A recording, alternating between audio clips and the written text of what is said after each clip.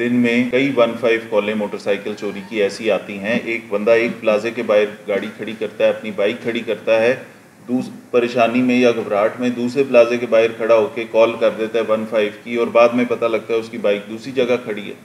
उस कॉल पे तो कोई पर्चा नहीं होता। कोई बंदा बाइक खड़ी करता है, उसका कोई और रिश्तेदार या कोई और बंदा, मिलती जुलती बाइक, क्योंकि चाबियों से स्टार्ट हो जाती है, किसी भी चाबी से पुरानी बाइक, वो दूसरी ले जाता है, वो फ़ौरन वापस करता है आके, आपके ऊपर पर्चा हुआ। ये इंक्वायरी हुई है, इंक्वायरी में लिखा है कि आप जानबूझ के लेके गए थे, और उसके बाद तफ्तीशी ने आपसे ज़बरदस्ती फिर निकलवाई है बाइक, तब वापस की है bike. First and last warning तो तब मिलेगी ना, पहले जब मैं इस पर कन्विंस दूंगा कि ये आपने क्राइम नहीं किया। अगर आपने क्राइम किया है तो फिर ये इसके ऊपर हम ऐसे बंदे को जो किसी क्राइम में मुलव्वस है उसे फोर्स में वापस नहीं रखेंगे। मिस्टेक अगर बाय मिस्टेक है तो वो चीज़ सामने आ जाए, मैं बिल्कुल बहाल कर दूंगा आपको। अगर वो बाय डिज़ाइन है और आपने जानबूझ के ये काम किया है तो फिर नहीं बहाल हो सकता।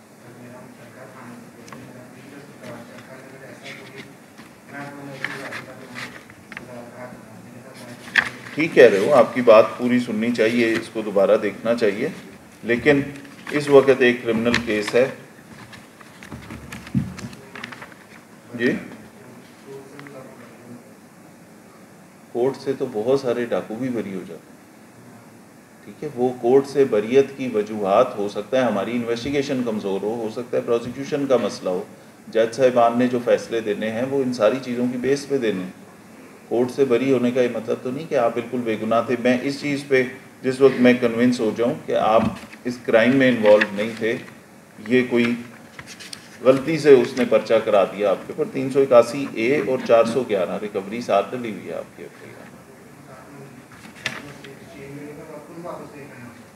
ठीक,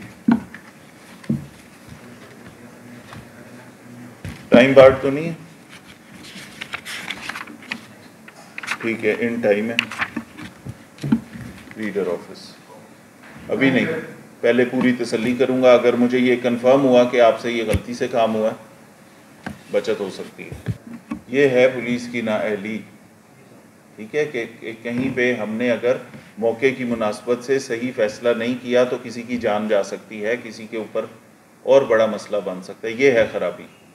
जब आप फर्स्ट रिस्पॉन्डर के तौर पे उधर जाते हैं तो अक्लमंदी ये है कि आप सिचुएशन को एनालाइज करें कि यहाँ पे ये लड़ाई झगड़ा हुआ, अगर मैंने इनको बगैर कार्रवाई के छोड़ दिया, अगर 107-51 ना की, पहले मामूली लड़ाई झगड़ा था, उनको छोड़ दिया, वो घर चले गए, उसके बाद वो दोबारा लड़े, फायरिंग होगी, ठीक है। तो ये सीधी सीधी हमारी नाअहली कंसिडर होगी। अब उस केस का क्या बना?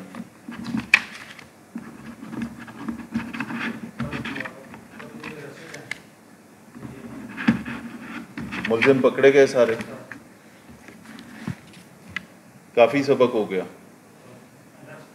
अब आपको ये पता है कि जब दो पार्टियां लड़ती हैं, कोई कॉग्निजेबल दफ़ा उस पर नहीं लगती, तो 107-51 क्यों करते हैं, प्रिवेंटिव एक्शन क्यों करते हैं, क्यों उस वक्त उनसे किसी की कहने पे उनको नहीं छोड़ देते, किसी तमा नफसानी में को पैसे लेके या किसी सिफारिश पे उनको क्यों नहीं छोड़ते, 107-51 में क्यों बाउंड करते हैं उनको? आप समझ आइए। मौके पे जब आप जाते हैं, लोगों की ज़िंदगियाँ उस पर डिपेंड कर रही होती हैं कि आपका वहाँ पे कॉन्डक्ट क्या होता है, आप उस चीज़ को हैंडल कैसे करते हैं। गलत हैंडल हुआ ना, ये इसलिए अटेम्प्ट टू मर्डर हो गया बाद में।